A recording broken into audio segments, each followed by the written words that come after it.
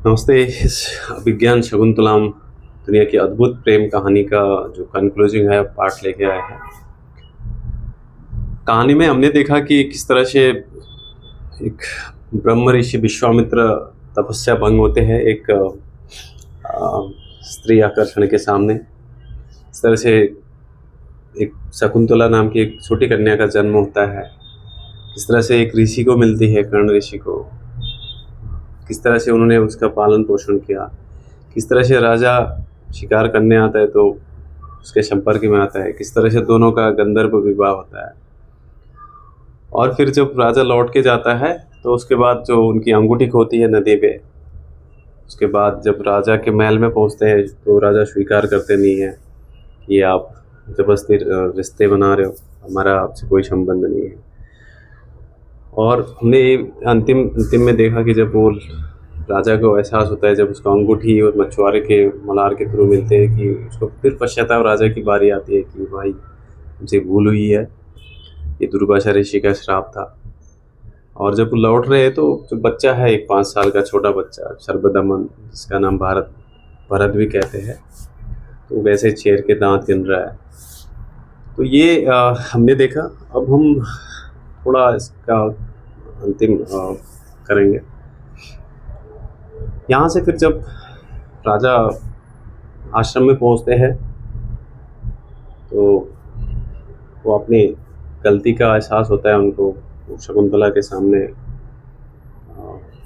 Surrender करते हैं, तो वो स्वीकार करते हैं। और यहाँ पे फिर दोनों का मिलन होता है। ऐसा कहते हैं कि इसी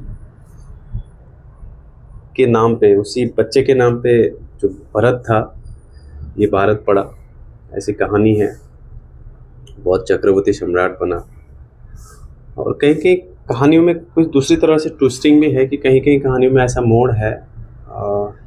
जब वो शकुंतला राजा के घर जाती है अपने पिताजी को, अपने गुरुवरों को, अपने शैलियों को लेके, तो राजा जब स्वीकार नहीं करते हैं, क्योंकि दुर्वासा ऋषि का श्राप था कि अगर कोई चिन्ह नहीं देगा उसको तो वो भूल जाएगा, तो अपमान होता है। तो फिर वो एक तो ऐसी कहानी है कि फिर वो जब रोने लगती है तो उसकी माँ जो मेनका है स्वर्ग से आके उसको ले जाती है। वहीं उसका संतान वहीं पैदा हुआ था, वो भरत। ये भी एक कहानी है। और दूसरी कहानी ये भी है कि उसको जब तक कुछ सिद्ध नहीं हो जाता है, उसका जो राजपुरोहित है पंडित के घर रखा गया था, ऐसा भी कहानी है। तो यहाँ पे कहानी में मोड़ ऐसा भी है कि कहीं कहीं जगह पे कि जो एक बार राजा को स्वयं इंद्र ने बुलाया था, उनकी असुरों के साथ जो लड़ाई हुई थी उनकी, अपना इंद्र का जो सारथी मालती, उसको भेजा था। जब राजा ने वहाँ पे पराक्रम किया तो उन पे इंद्र की विजय हुई। तो इंद्र इतने खुश थे राजा दुष्यंत जी की, अपनी जो सिंहासन पे आधे हिस्से में स्वयं बैठे थे और आधे हिस्से में राजा को बिठाया था। और जो की मणियों की जो हार थी, जिसके लिए इंद्र का जो पुत्र है जयंत, वो कितने दिनों सालों से प्रतीक्षा कर रहा था, उसको भी नहीं दिया था, वो इतना फिरे थे। वो माला उन्होंने स्वयं राजा दुष्यंत को दी थी। और फिर बाद में स्वयं धरती पे लौट आए थे उसको मेनका को लेकर। ऐसी भी कहानियों का वर्णन है। और कई कई कहानियों में ऐसा वर्णन है कि जब वो युद्ध जीतने के बाद जो स्वर्ग से जब लौट रहे थे तो रास्ते में कश्यप ऋषि का एक आश्रम था। तो कश्यप ऋषि के आश्रम जब देखा उन्होंने, तो राजा ने बोला कि मुझे यहाँ विश्राम करना है। वहाँ रुके, देखा कि उन्होंने आसपास में एक बच्चा खेल रहा है, जो उसको सर्वदमन कहते हैं। बच्चा शेर के साथ खेल रहा है, उसके दांत गिन रहा है। बहुत हैरानी हुई। उन्होंने पूछा तुम्हारा नाम क्या है? उन्होंने बोला मेरे नाम से आपको क्या लेना देना। अभी उसकी माँ की सहेलियाँ वहाँ पे आती है, तो बोलती कि तुमने फिर से ऐसा दुस्साहस करना शुरू कर दिया। अब इस तरह से उन्होंने समझाया। तब धीरे धीरे उसी के साथ साथ उनकी जो बच्चे की माँ है, भरत की माँ शकुंतला, वो भी आती है।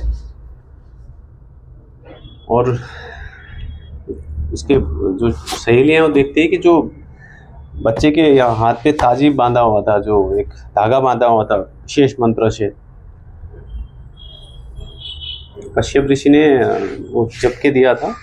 ऐसा कहते हैं कि उसके माता पिता के अलावा कोई भी उसको छुएगा तो वो धागा सर्प का रूप लेके उसका नाश करेगा, उसको काटेगा, खाएगा, वो खत्म कर देगा। जब राजा ने उसको छुआ था, बच्चे को जब खेल रहा था, तो ऐसा कहते हैं कि धागा टूटा था, शायद निकल चुका था। तब जाके उनकी सहेलियों को एहसास हुआ कि ये इनके पिता है। और जब शकुंतला आई तो बहुत रूठी हुई थी, बहुत मनाया उन्होंने, भाई गलती हो गई, मानती नहीं है। फिर जब रिटर्न घर गए तो उनके कश्यप ऋषि ने बताया कि ये इनकी गलती नहीं थी, जो दुर्वासा ने तुम्हें श्राप दिया था उसका परिणाम स्वरूप आपको नहीं पहचान पाए थे, इसके लिए क्षमा कर दो, बोला उन्होंने। और उससे फिर मान गए दोनों, जो होता ही है रोटी को बनाते हैं।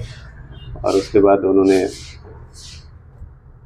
फिर से उसको अपने राज्य में लेके गए, अपना हस्तिनापुर लेके गए और राज्य किया। तो ये कहानी है। और उससे जो बच्चा है सर्वदमन, जो भरत है, उसके नाम पे भारत पड़ा, तो इसके लिए ये भारतवर्ष सर्वश्रेष्ठ है, चाहे वो आध्यात्म हो, चाहे पौराणिक हो, ज्ञान हो, इसके लिए इसका रक्षा करे। ऐसी और भी बहुत सारी ज्ञानवर्धक कहानी आती रहेगी हमारे माध्यम से। तो मैं आपसे प्रार्थना करता हूँ कि कोई पसंद आया छोटा सा प्रयास तो प्लीज़ लाइक, क्या कहते हैं अंग्रेजी में उसको, सब्सक्राइबर ताकि आपको ये आते रहेंगे अपडेट्स। जितना ज़्यादा आप करेंगे उतना हमें मोटिवेशन मिलेगा, उतना हमारा कल्याण होगा। और अगला जो भी आएगा इसी तरह से कुछ जो भी स्टोरी के रिलेटेड होगा उसके साथ में कुछ न कुछ अलग तरीके से बयान करने की कोशिश करेंगे। Thank you. आपका ये वैलेंटाइन डे हो इस तरह से प्रेम से बिताए, ताकि ना कि वो पश्चिम की तरफ।